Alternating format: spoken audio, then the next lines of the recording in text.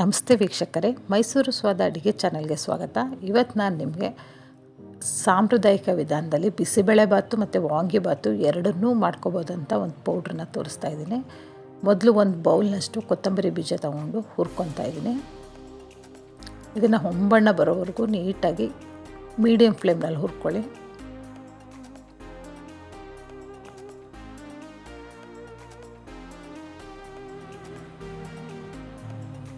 ನಾನು ಯಾವ ಮೆಷರ್ಮೆಂಟಲ್ಲಿ ಕೊತ್ತಂಬರಿ ಬೀಜ ತೊಗೊಂಡಿದ್ದೆ ಅದೇ ಮೆಷರ್ಮೆಂಟ್ನಲ್ಲಿ ಕಡಲೆಬೇಳೆನ ತೊಗೊಂಡು ಹುರ್ಕೊತಾ ಇದ್ದೀನಿ.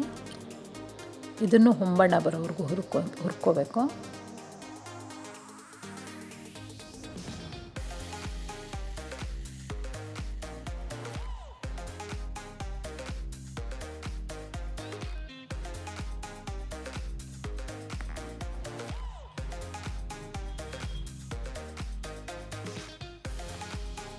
ಕಡಲೆಬೇಳೆ ಎಲ್ಲ ಹೊಂಬಣ್ಣ ಬಂದ ನಂತರ ನಾನು ಕೊತ್ತಂಬರಿ ಬೀಜ ಮತ್ತು ಕಡಲೆಬೇಳೆ ತೊಗೊಂಡಿದ್ದಂಥ ಕಪ್ನಲ್ಲಿ ಅರ್ಧ ಕಪ್ಪು ಉದ್ದಿನಬೇಳೆ ತೊಗೊಂಡಿದ್ದೀನಿ. ನೀವು ಯಾವ ಮೆಷರ್ಮೆಂಟಲ್ಲಿ ಕೊತ್ತಂಬರಿ ಬೀಜ ಮತ್ತು ಕಡಲೆಬೇಳೆ ತೊಗೊತೀರಾ ಅದರಲ್ಲಿ ಅರ್ಧ ಉದ್ದಿನಬೇಳೆ ತೊಗೋಬೇಕು.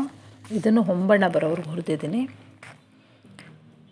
8ರಿಂದ 10 ಮರಾಠಿ ಮೂಗು, 5ರಿಂದ 6 ಚೂರು ಚಕ್ಕೆ, ಒಂದು 15 ಲವಂಗ, 2 ಸ್ಪೂನ್ ಮೆಣಸು ಇಷ್ಟನ್ನು ಒಟ್ಟಿಗೆ ಹುರ್ಕೊತಾ ಇದ್ದೀನಿ. ನಿಮಗೆ ಮಸಾಲೆ ಫ್ಲೇವರ್ ಜಾಸ್ತಿ ಬೇಕು ಅಂದರೆ ಎಲ್ಲನೂ ಇನ್ನೊಂದು ಸ್ವಲ್ಪ ಜಾಸ್ತಿ ಹಾಕ್ಕೊಳ್ಳಿ, ಅಥವಾ ಕಡಲೆಬೇಳೆ ಕೊತ್ತಂಬರಿ ಬೀಜ ಎಲ್ಲ ಜಾಸ್ತಿ ತೊಗೊಂಡಿದ್ರೆ ಇನ್ನೂ ಜಾಸ್ತಿ ಹಾಕ್ಕೊಳ್ಳಿ.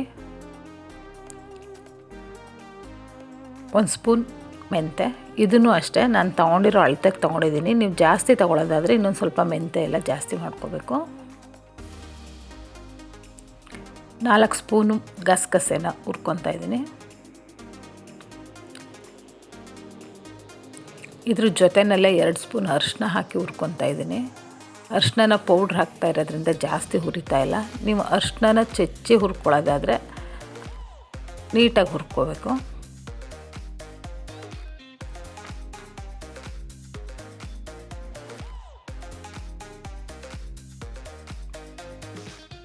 ಇವಾಗ ಒಂದು 30 ಬ್ಯಾಡಗಿ ಮೆಣಸೆ ಹಣ್ಣನ್ನು ಮೀಡಿಯಮ್ ಫ್ಲೇಮ್ನಲ್ಲಿ ಫ್ರೈ ಮಾಡ್ಕೊತಾ ಇದ್ದೀನಿ.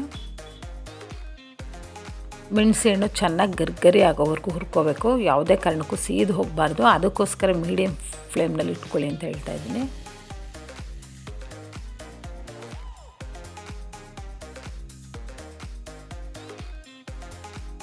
ಜೊತೆಗೆ ಒಂದು 15 ಗುಂಟೂರು ಖಾರಕ್ಕೆ ಹಾಕೊತಾ ಇದ್ದೀನಿ. ನಿಮಗೆ ಇನ್ನೂ ಖಾರ ಬೇಕು ಅಂದರೆ ಜೊತೆಗೆ ಒಂದು 5 ಬುಲೆಟ್ ಮೆಣಸೆಹಣ್ಣನ್ನು ಸೇರಿಸ್ಕೊಳ್ಳಿ.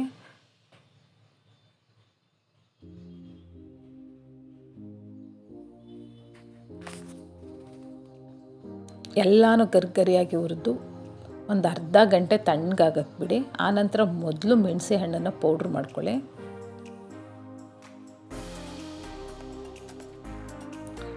ಮೆಣಸೆ ಹಣ್ಣು ನೀಟಾಗಿ ಪುಡಿ ಆದ ನಂತರ ಉಳಿದೆಲ್ಲ ಪದಾರ್ಥನೂ ಹಾಕಿ ಪೌಡ್ರ್ ಮಾಡಿಕೊಂಡ್ರೆ ನಿಮಗೆ ವಾಂಗಿಬಾತ್ ಪೌಡ್ರು ಮತ್ತು ಬಿಸಿಬೇಳೆಬಾತ್ ಪೌಡ್ರು ಎರಡೂ ಒಂದರಲ್ಲೇ ರೆಡಿ ಆಗುತ್ತೆ. ಇದನ್ನು ನೀವು 2 ತಿಂಗಳು ಒದ್ದೆ ಇಲ್ಲದಿರೋ ಜಾಗದಲ್ಲಿ ನೀಟಾಗಿ ಸ್ಟೋರ್ ಮಾಡಿ ಇಡ್ಬೋದು.